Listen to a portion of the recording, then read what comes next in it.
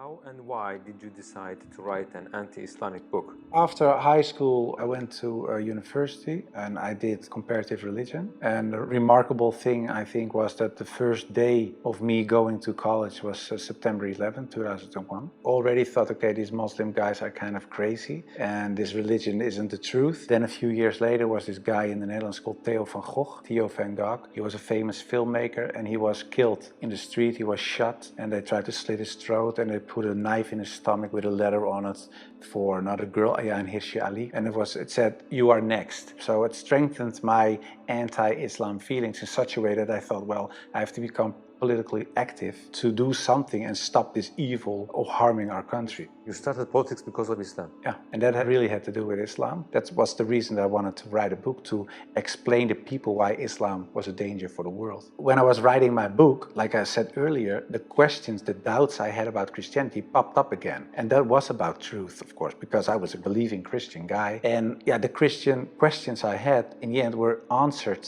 in an Islamic way. Because, of course, when I started writing the book, a lot of people think that it was a political book. But it wasn't so much a political book, it was a religious book, because I wanted to show people why Islam was a danger as a religion. And I wrote it from a Christian perspective. So in the beginning, I made a comparison between the Christian concept of God and the Islamic concept. So I started comparing it. But because I had these doubts about the Trinity, and I saw Tawheed, the oneness of God in Islam, I thought, yeah, it sounds a little bit more logical. And then I thought to myself, well, I reread the Bible to refresh myself, to see, okay, why isn't the concept of Islam, the Tawheed concept, isn't the Christian concept? But when I was reading the Old Testament and I saw what the Old Testament prophets said, it was one God, one God, one God. And then I thought, okay, I'll look only at the words of Jesus Christ in the New Testament. And then there's this story in the New Testament where a guy comes to Jesus and he asks him, what is the most important thing in life? How can I gain paradise? And he says there are two things. He says, "Hear, O Israel, hear, your God is one. Treat your neighbor as you want to be treated yourself." So I thought, well, even Jesus Christ says, "Hear, O Israel, your God is one." So I thought, well, this whole Muslim concept of God sounds more logical, and it's the same concept that I find in the Old and the New Testament. And I know Christianity as a religion teaches something else, but it isn't the concept of God that I find in the Bible. So after weeks and weeks of study, rereading all kinds of books, I thought to myself, okay, perhaps this oneness of God is something that is true. So that's how it started.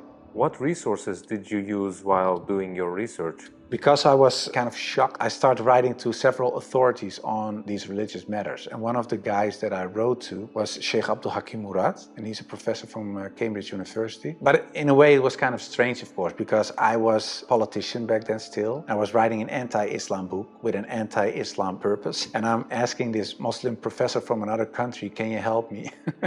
So I told him, I'm writing a book. I have a lot of questions. So I was very plain why I thought, why is Islam promoting terrorism? Why is anti-woman? Why is anti-Christian? Anti-whatever. After, I think, 6 weeks, he sent me a very extensive email. And he started explaining, directly answered a lot of my questions. But he also told me, you have to read this article, read this book, read that book, ask this person. And so he was very extensive in his way of explaining. But in the end, after I read all these books and articles and made a comparison between prophets from the Old Testament with Muhammad, peace and blessings be upon him, I had no arguments anymore to say they are prophets and he is not. And I thought to myself, well, if I accept Moses on these grounds and I cannot accept the prophet, then there is something else. So I thought, why don't I think he is a prophet? And I thought, oh, perhaps because he had many wives. But then again, when you look at Solomon or you look at King David, Abraham, there are a lot of people in the Old Testament that had more wives. And when you look at even outside of the religious books, culturally in Europe, in Africa, Asia, everywhere, there were men with several wives for several reasons. So I thought to myself, well, that cannot be a reason either. So one by one, all these reasons fell. And then in the end, I thought, well, I have to say all of them are not prophets, but I didn't believe that, because I thought, well, the things they did, they said, the miracles that happened, etc., they were confirmed in what they said and what they did. So they are. And then I said, well, then I have to accept that Prophet Muhammad perhaps is a prophet too. So I was doubting doubting it. So first I thought, well, it's the most evil person I know because of the history. Then I said, well, perhaps it's not that evil, but he's not a prophet. And in the end, I started doubting, perhaps he is a prophet. Yeah, that took, of course, me reading a lot of books again. And the one thing that I think was very wise of Abdul Hakim Murad to say was, he said, well, the books you read about with the anti-Islam arguments are written by non-Muslims. He said, if you want to know more about Christianity, you don't read books from atheists. You start reading the books from the Christians. Why do they believe this? What are the arguments? So he said, you have to do the same with Islam. So start reading Islamic books from Islamic teachers, from Islamic scholars, etc. And then you can see, if you compare the books on the same topic of people who are Muslim and wrote those books and non-Muslim, you can see where they took the wrong turn, where they translated words in the wrong way, sometimes perhaps even not on purpose, but just because they didn't know, where things are added, where things left out of it. So, and in the end, you see there's this other religion almost created because of all these things. And that's what I did, and that's what I also did with The Life of the Prophet, because I read a book from Martin Links, The Life of the Prophet, based on the earliest source of Muhammad. And it was written, of course, by a convert. And his way of reasoning, his way of telling, his way of writing appealed to me because it's culturally the same thing. How do I approach a certain topic, etc. And it was the first time that I saw him not so much as a warlord, because that's the picture I had in my mind, but I saw him as a father, and I saw him as a friend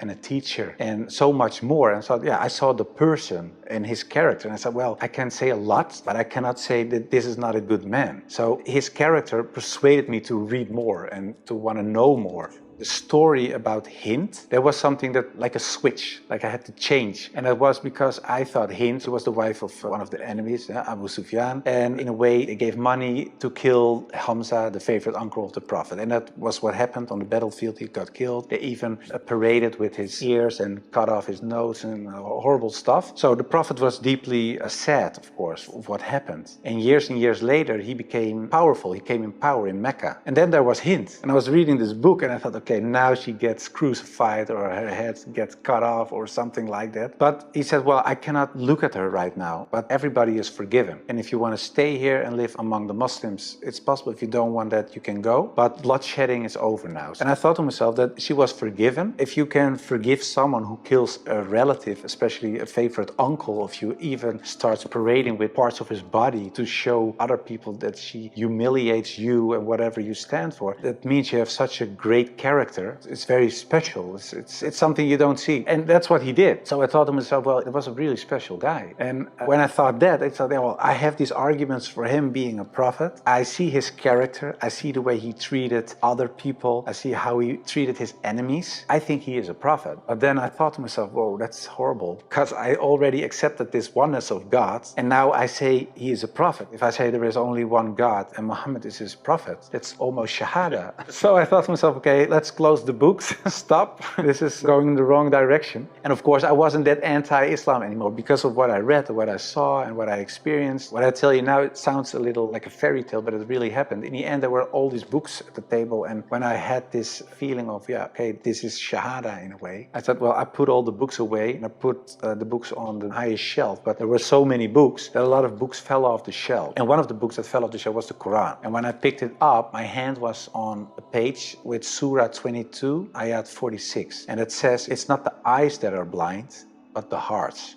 And I thought to myself, that really is my problem, because it wasn't the eyes. I really could see what I written down myself. Nobody forced me to write this book. Nobody said you have to write this or that. I started writing myself and I could see it with my own eyes, but I still couldn't accept the fact that I said he is a prophet, there is this one God. I just couldn't. So it wasn't my eyes that were blind, but it was really my heart. I couldn't accept it. I think my nafs or whatever, my ego, I couldn't accept it. And I said, well, God, I don't care if it's the God from the Bible or the Quran, give me a sign or something so that I 100% sure know this is the way. And I went to bed, but when I woke up, I felt very secure in myself. I really felt very secure. I've never been more secure about anything else. The whole anxiety or the whole doubting issue, it disappeared like snow for the sun. And I thought to myself, well, I think I'm a Muslim. Well, and then of course I had to tell other people.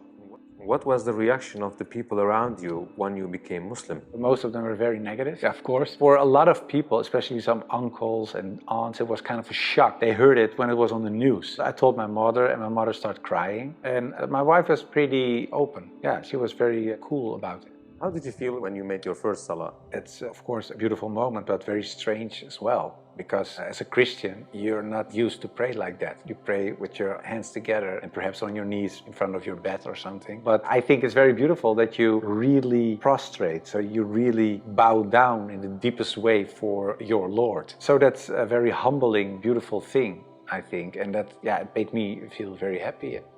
What would you like to say as your final comments? I became much more happy after I became Muslim. So I would like to invite everybody to become Muslim, just because it brings peace to your soul and peace to your heart. It is the truth. It resonates with heart and soul.